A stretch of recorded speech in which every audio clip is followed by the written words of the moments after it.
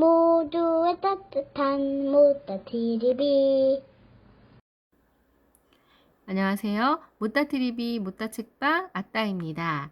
오늘은 아직도 가야 할 길 세 번째 시간, 훈육, 사랑, 성장, 종교, 은총 중에서 훈육의 마지막 11, 12, 13, 14장의 이야기입니다. 11. 진실을 숨기는 행위는 거짓말과 같다. 거짓말은 두 가지 유형이 있습니다. 하얀 거짓말과 까만 거짓말인데요. 까만 거짓말은 우리가 알고 있는 거짓말을 말하는 거고요. 하얀 거짓말은 내용 자체는 거짓이 없지만 진실 가운데 중요한 부분을 뺀 말입니다. 하얀 거짓말도 까만 거짓말과 마찬가지로 파괴적일 수 있습니다.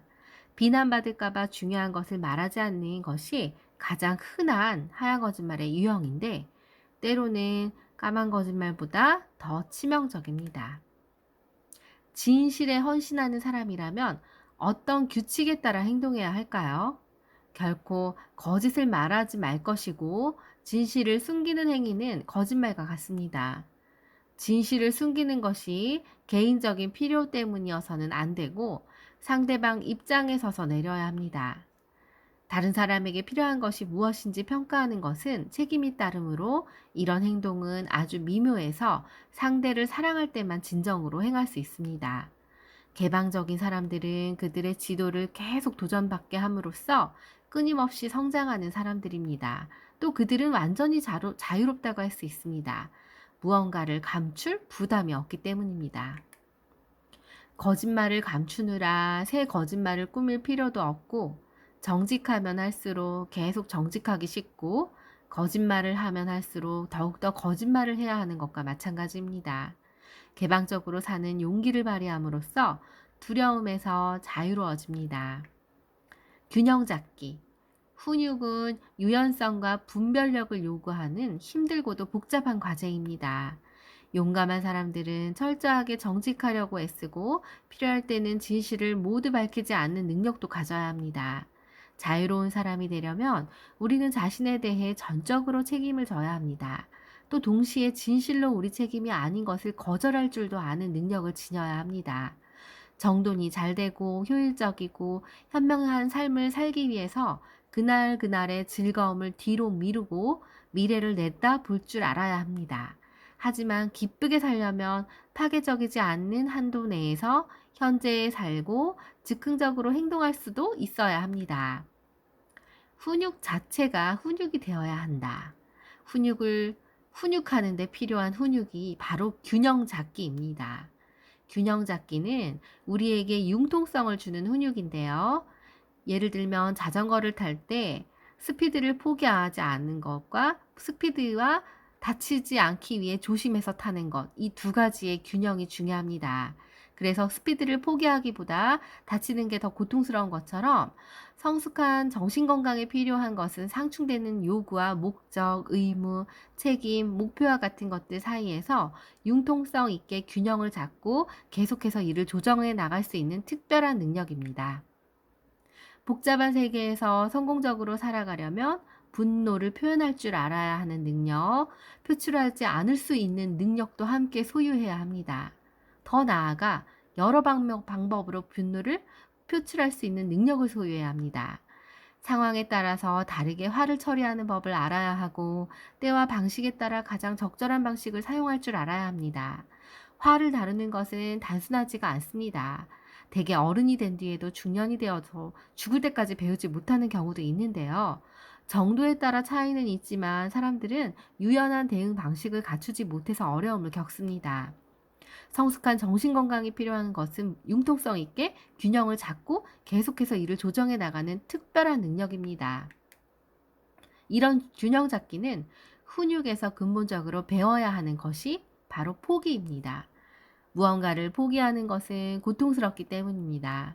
균형을 유지하기 위해 무언가를 포기하는 것은 고통보다 균형을 잃는 것이 궁극적으로 더 고통스럽습니다.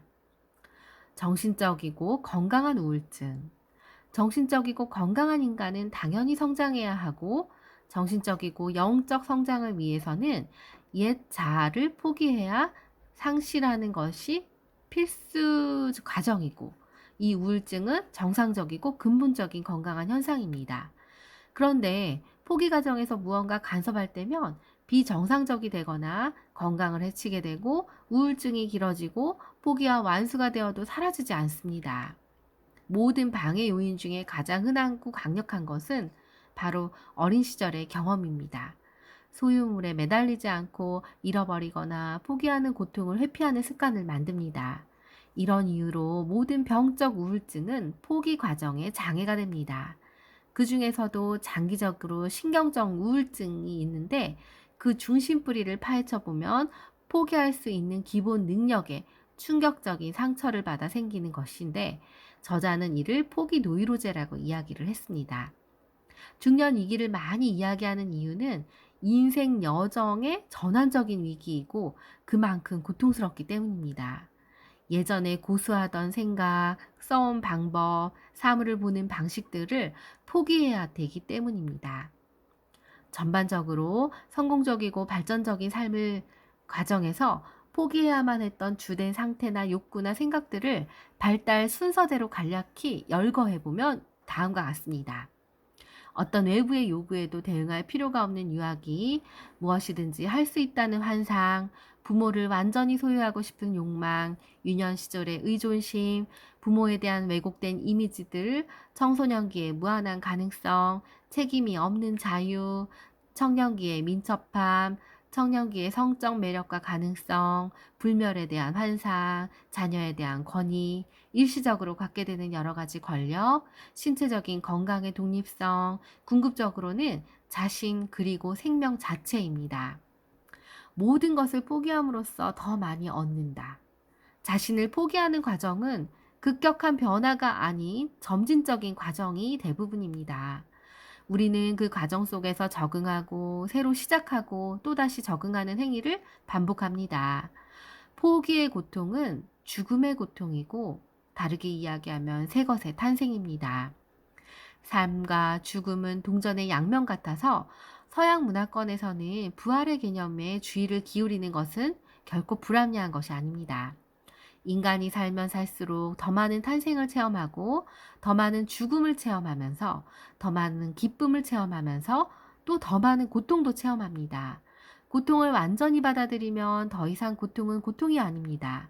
끊임없는 훈육은 영적으로 성숙한 어른이 아이를 다루듯이 고통에서 숙달이 됩니다. 아이의 고통은 더 이상 어른에겐 고통이 아니죠. 이유는 숙달됐기 때문에 그것이 아무것도 아닌 것처럼 여겨져서인데요. 훈육은 문제 해결의 고통을 피하는 대신에 문제 해결의 고통을 건설적으로 취급하는 기술 체계라고 볼 수 있습니다. 지금까지 기본적인 기술적 훈육의 특징을 보면 즐거운 일을 미루는 것, 책임을 지는 것, 진실과 현실에 헌신하는 것, 균형을 잡는 것, 이 네 가지를 살펴보았습니다.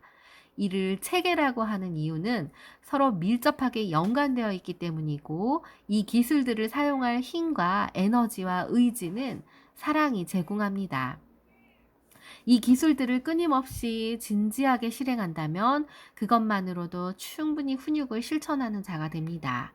이는 사랑을 실천하는 영적 높은 수준으로 발전할 수 있습니다. 이제까지 무타트리비 아따였습니다.